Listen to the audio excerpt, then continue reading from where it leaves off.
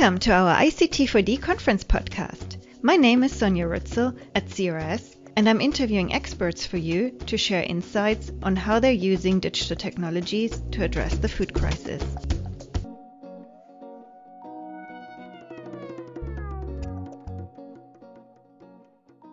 Today it's my pleasure to introduce Jessica Agnew, the Associate Director of CULS Global at Virginia Tech. Jessica, welcome. Thank you so much for having me. Jessica, would you like to explain us a little bit more about your role and what CULS actually even stands for?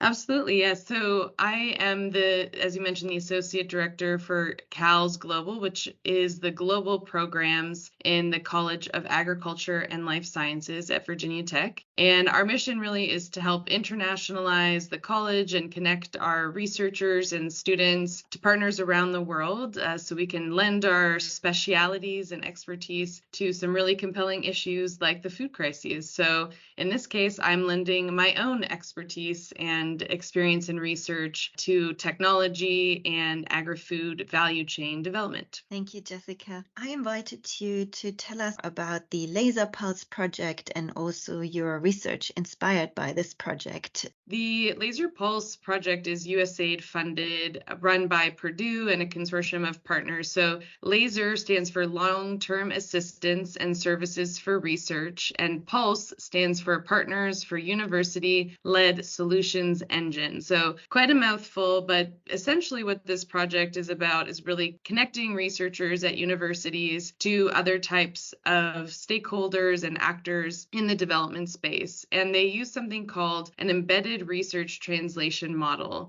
And this model really looks at connecting researchers to these different types of groups and using an iterative process in research to help improve the relevance and develop solutions with the contextual nuances that we need to develop and tackle really severe crises and challenges like, as you mentioned, the food crisis. So we were awarded a small grant through their grants program. And by we, I mean myself and a colleague here at Virginia Tech, Ralph Hall, and a university in Kenya called Egerton University, and a tech company called AgUnity. So we were awarded a small grant to look at how blockchain technology might help to improve food security by developing value chains for African indigenous vegetables in Western Kenya. We really used the ERT model in our work, and we wanted to take an objective lens to whether or not blockchain, which has received a lot of hype lately, if it could actually tackle the challenges within these value chains for African indigenous vegetables, and if it was an appropriate technology. So that's a research question I'm really interested in, is appropriate technologies and the way we develop solutions, are they actually acting as solutions? So we worked together in this sort of triumvirate group to unpack some of these questions. Thank you. Yes, that sounds really exciting. And as you said, there is a lot of hype around blockchain. So I guess my first question is sort of what's new? So how does blockchain have the potential to solve the global food security challenges? So in a high-income country context, we've seen blockchain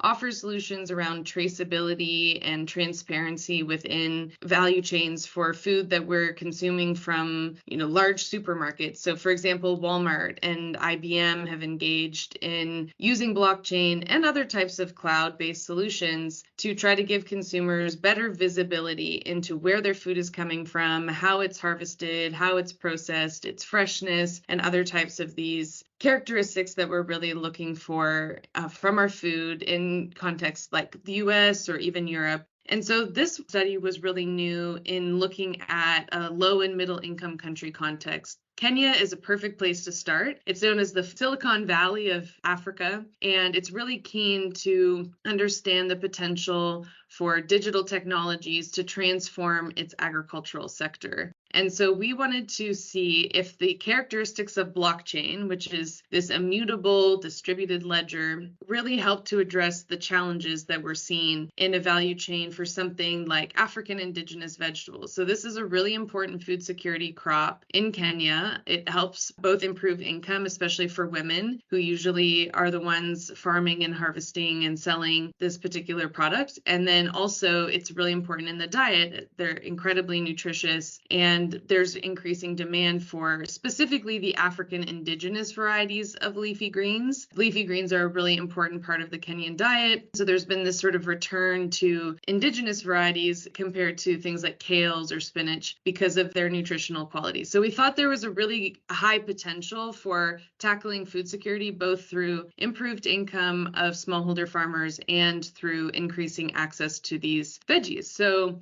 blockchain and being able to better connect actors along the value chain was sort of a way we thought that it could contribute to improved food security. So this is kind of new. As far as I'm aware, there aren't a lot of studies or different research projects that are looking at how there's this linkage with food security. Though there are more and more companies that are coming out with products for the low and middle income country context that can help use blockchain, or that use blockchain to kind of leverage this traceability, transparency, quality that it can deliver. Thank you very much. So you mentioned connecting the actors along the value chain and that there are a lot of products coming out, but we know very well that digital tools, particularly in the agricultural space, are only ever good if they have a very strong user-based approach. So I want to ask you more details around your user-based approach. For example, how do you create the stickiness that the technology will actually be used long-term? Yeah, so the company we were working with called AgUnity takes a really interesting approach and leverages the best of human-centered design principles. So they spend a lot of time in the community, and this is where our researcher private sector partnership also came into play, understanding language barriers, barriers to learning the technology. A lot of users had never used a smartphone before. And then we also see differences in age and being able to more quickly adopt technology. So youth, those under 30, tend to be able to pick it up a lot more quickly. And so thinking about in the user-centered design approach, who is doing the teaching of these digital skills is also a really important consideration. So we engaged youth to help train the older, which created some stickiness because then when, the researchers leave, the AgUnity trainers leave, then we have people in the community who can help overcome the challenges of learning these new technologies. So after spending quite a bit of time sitting with the community and the users that we were working with and understanding what their barriers to adopting the technology might be, as well as the types of different features that they needed from the app, we were able to sort of tailor it not only to the specific context of the African indigenous vegetable, but also to the users as well. And then the other piece that I think will help to create stickiness over time, that's sort of going back to your first question about what's new. What's interesting to me about blockchain and the way that AgUnity has specifically structured their product is that it connects all of the actors within the value chain. So it's really aimed at creating better intermediation between everybody buying and selling vegetables from one another. Whereas a lot of digital apps we're seeing tend to focus just on the farmer, which is great, and those can tackle a lot of challenges that the farmer experiences, but this is really looking at the entire value chain. And sometimes we can villainize sort of the middle people who are sometimes take advantage of farmers. But the reality is that those people are also, need to provide for their livelihoods and their family and need economic opportunity as well. I think the stickiness will really come from the fact that blockchain kind of draws together a network of people. It's not just one person downloading an app and using it on their own. In the long term, though, I think we need a significant investment in training and education, and also to make sure that alongside of the technology, we also see service delivery.